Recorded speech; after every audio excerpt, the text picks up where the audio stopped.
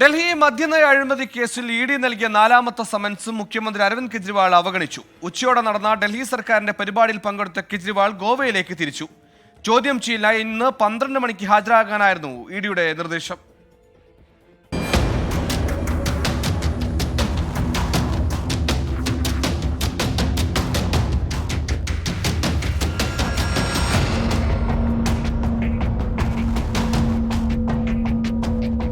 മദ്യനയ അഴിമതി കേസിൽ എൻഫോഴ്സ്മെന്റ് ഡയറക്ടറേറ്റിന് ഇത്തവണയും മുഖ്യമന്ത്രി അരവിന്ദ് കെജ്രിവാൾ പിടികൊടുത്തില്ല.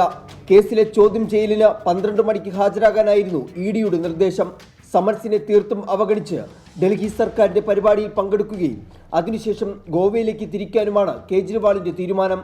ലോക്സഭാ തെരഞ്ഞെടുപ്പിനുള്ള പാർട്ടിയുടെ തയ്യാറെടുപ്പുകൾ പരിശോധിക്കാനാണ് ഗോവയിലേക്കുള്ള മുഖ്യമന്ത്രിയുടെ യാത്ര. തന്നെ അറസ്റ്റ് ചെയ്യാനാണ് BJP ലക്ഷ്യമിടുന്നതെന്ന് അരവിന്ദ് കെജ്രിവാൾ പ്രതികരിച്ചു. അരവിന്ദ് കെജ്രിവാൾ ഒരു കുറ്റവാളിയെപ്പോലെ നിയമ നടപടികളിൽ നിന്നും ഓടി ഒളിക്കുന്നുവെന്ന് BJP ആരോപിച്ചു.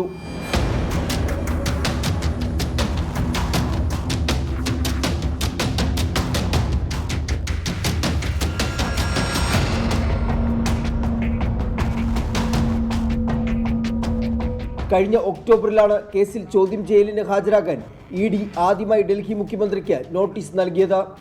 24 ഡൽഹി.